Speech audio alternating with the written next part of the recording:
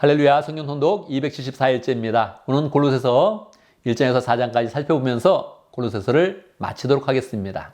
골로새서는 사도 바울이 로마 감옥에서 있으면서 골로새 지역에 있는 교회에 쓴 서신서입니다. 에베소와 함께 옥중서신이다, 그렇게 부르고 있죠. 에베소 교회와 골로새 교회의 큰 그런 차이점은, 에베소 교회는 사도 바울이 열정으로 개척해서 세운 그런 교회인데, 골로새 교회는 사도 바울이 세운 그런 교회가 아닙니다. 그의 제자가 세운 그런 교회였지요. 사도 바울은 심지어 골로새에 가본 적이 없습니다. 그런데 에바브로를 통해서 그 교회의 형편에 대해서 이야기를 듣고 늘 그 교회를 위해서 기도하던 그런 차에 두기고와 그쪽 지역으로 가기 때문에 그들에게 서신을 주어서 하나님의 그런 그 말씀을 전하고 있는 것입니다. 1장 3절에 보면 사도 바울은 늘 골로새 교회를 위해서 기도하면서 감사하고 있다, 그렇게 이야기하고 있습니다. 어떤 감사를 하고 있을까요? 그들이 주님에 대한 그런 사랑을 갖고 성도 간에도 사랑을 가지며 따뜻한 그런 교회로 잘 세워져 가고 있다는 것입니다. 그래서 감사한 마음이 있었습니다. 그러나 한편에서 아쉬운 그런 마음이 있었죠. 그것은 무엇일까요?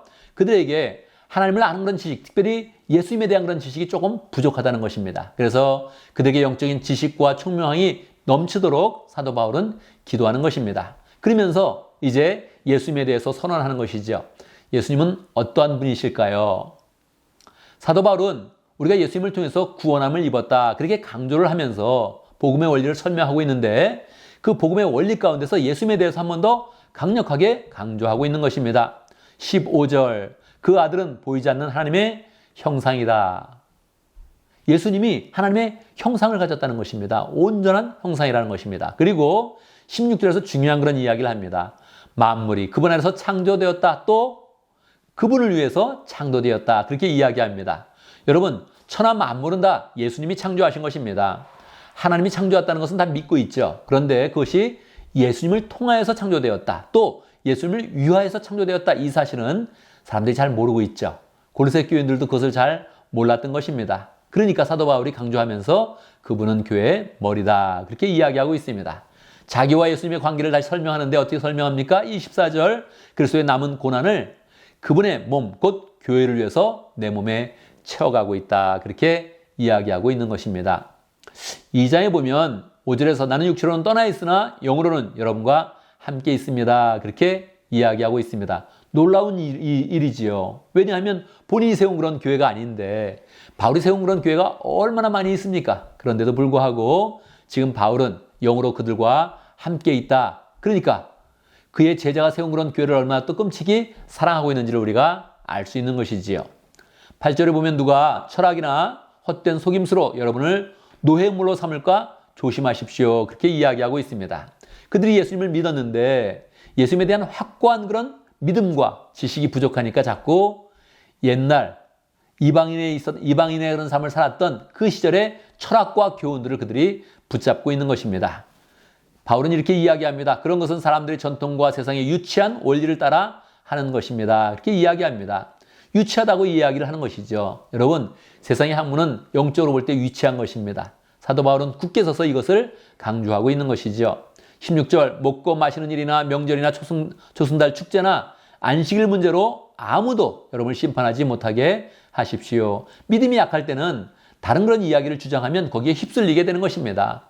뭐 절기를 지켜야 된다, 안식일을 지켜야 된다, 여러 가지 축제를 지켜야 된다, 이런 일들은 다 복음의 후차적인 것입니다. 문화적인 것입니다. 그러니 더욱더 예수를 믿는 그런 믿음 가운데 굳게 서서 유치한 데 빠지지 마십시오, 이렇게 이야기하는 것이지요. 3장과 4절은 골로새서 중에서도 조금 더 적용에 가깝습니다. 1절, 그러므로 여러분이 그리스도와 함께 살려주심을 받았으면 위의 것들을 추구하십시오. 위의 것들은 무엇입니까? 하늘의 것을 말하는 것이죠. 우리는 세상에서 자꾸 세상의 영향력을 받고 있는데 그것을 떠나서 우리가 하늘의 것을 추구하면서 하늘의 영향을 받으면서 살아야 한다는 것입니다.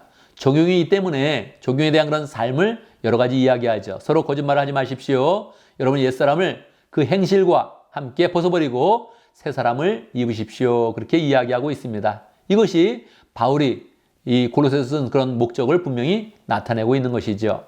18절 이하에 보면 아내들에게 이야기하고 남편들에게 이야기하고 자녀들에게 이야기하고 종들에게 이야기합니다. 그런데 이 모든 사람들에게 이야기할 때 한 가지 원리는 이것입니다. 22절, 무슨 일을 하든지 사람에게 하지 말고 주님에게 하듯 하십시오. 이렇게 권면하고 있는 것입니다.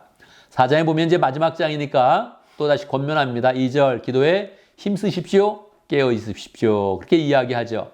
그러면서 또 사도 바울은 마지막이니까 본인들을 위해서도 기도해달라고 그렇게 이야기합니다. 바울이 어떤 그런 기도를 요청하겠습니까? 그는 전도의 문이 활짝 열려서 복음의 문이 활짝 열려서 담대하게 계속 복음의 그런 그 말씀을 전할 수 있도록 기도해달라고 그렇게 이야기하고 있습니다. 7절에 보면 내 모든 사정은 두 기구가 여러분에게 알려드릴 것입니다. 이렇게 이야기하고 있습니다. 이 두 기구가 바로 지금 골로새서를 들고 그 골로새 교회에게 지금 가고 있는 것입니다. 갈 때 원래 에베소를 들려서 에베소를 전달하고 또 골로새서를 전달하고 아마 빌레몬서도 함께 가지고 갔을 것입니다. 9절에 보면 오네시모와 같이 보낸다 이렇게 이야기하죠. 오네시모는 지금